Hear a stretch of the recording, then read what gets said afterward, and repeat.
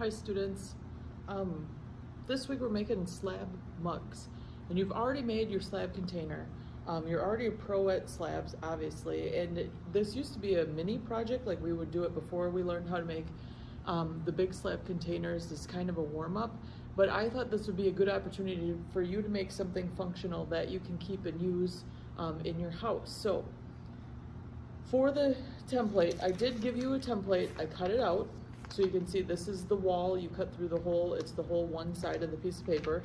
And then there's a smaller rectangle for the handle and then a circle for the base. So I actually traced these out 3 times. I'm going to show you 3 different ways to kind of make your mug a little more personalized or a little more exciting. So just to start, I have the big rectangle for the wall, I have my base, and I have my handle over here. So I'm just going to show you the generic way you can put it together. And again, it's encouraged now that you make this your own. We're halfway through the semester, so you probably have, you know, a personal style that you're working on, and you want to make something fun that you can use. So you're going to score and slip around the base of your circle, and then the bottom of your rectangle, and then you're just going to kind of push them together. So the wall, that if you measured it out correctly, or if everything worked correctly, it should go around your base. And then the 2 sides of the wall should come in and attach together that way. And you might need to manipulate it all a little bit, and that's just fine. But a couple things I want to remind you of, which all should be, you should kind of remember from your slab container, is to create, you know, make sure these seams are gone. So you're going to want to like smooth them together. We don't want to see where it connects, and you also want to do that for the base. And that's something that students miss a lot, I think. But it really will help your piece stay together a little bit better. So again, you can just take your hand, you can use your sponge if your piece is too dried out. Again, we're using leather hard clay so that it can keep its form. If you get a little spot where you can't quite get it smooth the way you want, like here and here, you can take a little chunk of clay, or you can take the thick stuff of your slip and just fill in the gaps. Then, you know, you've just put this together. It doesn't always look perfect, so make it look perfect. Like, get it so it looks like a circle. Mine is a little dry. I have a lot of little wrinkle marks on the outside, so I can use my sponge and get rid of a lot of those. Make it look good, make it look how you want. Again, if you're, I think we talked about this one other time, but if the top of your piece isn't quite flat, you can always tap it onto the table and flatten it out a little bit, so that looks a little bit nicer.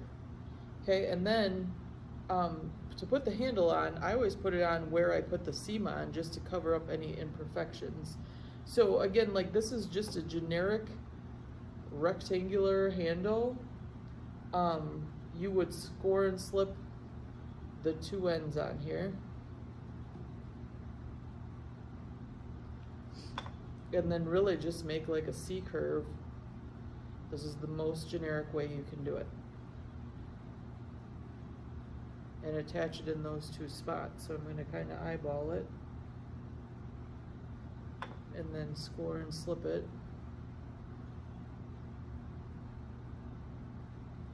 So you can use the needle tool and kind of smooth everything out so you don't see any seams. And again, that's going to help everything stay connected in the kiln.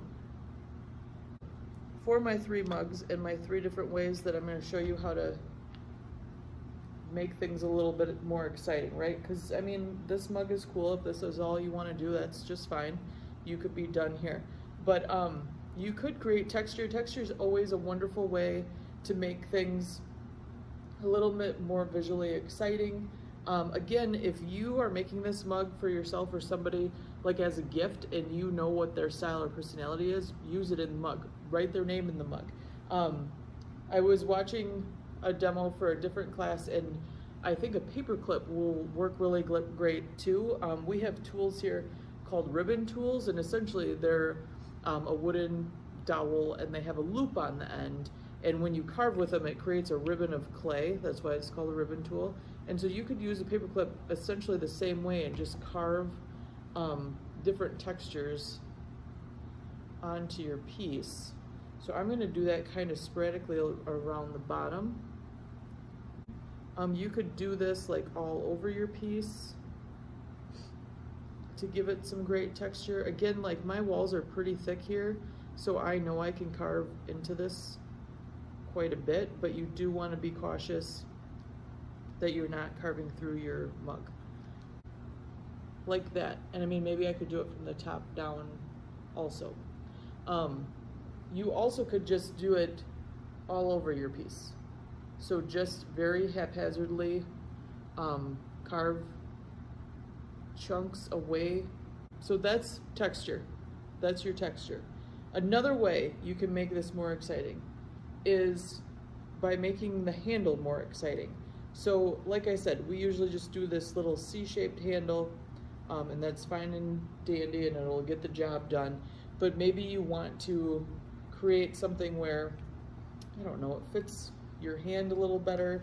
If you get your sponge wet, because this handle's pretty leather hard right now and we don't want it cracking when I'm manipulating it, so make sure to get it wet. You could cut it in half and just, you know, use half the shape. You could, I don't know, do your finger indents into there. I'm gonna cut it in half, show you two. You could like twist it very gently a couple times and attach it that way. Might be a little more exciting. You also just the shape that you make with the handle, so instead of a C, like if you lift up the top so it looks a little more like an ear, like that might be exciting. A lot of students like to braid, which is fine and it will absolutely work. Just make sure everything's wet enough so it doesn't crack or break when you're trying to do that. You also could cut through your handle, you know, make little cutouts in there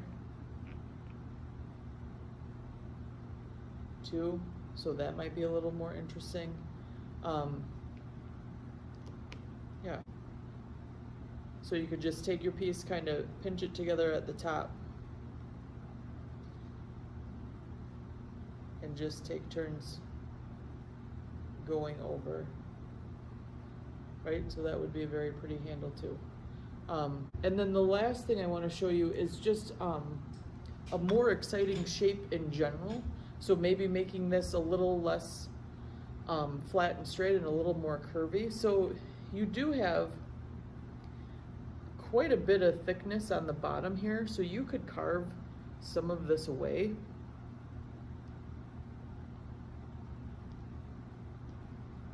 And create kind of a nice contour shape in the bottom.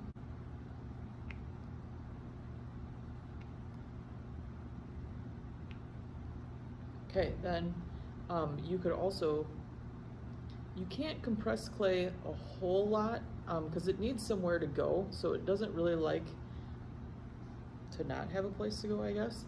But you could kind of manipulate it, squeeze a certain section a little bit, and then maybe flare out the rim. That could be exciting. And then maybe for this one, so I rolled this out, I cut out this rectangle, and then I used my rolling pin and I rolled it out so it was even longer. So when you attach this, you could do, like you could curl it onto itself and then maybe like flare it out on the bottom somehow, some way.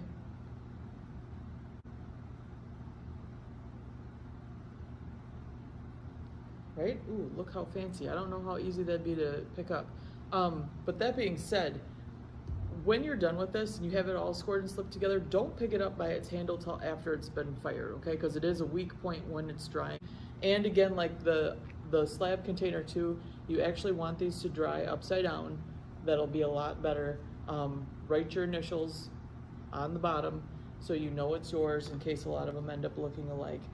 Please let me know if you have any questions, and I hope you're having a wonderful day, and I'll see you soon.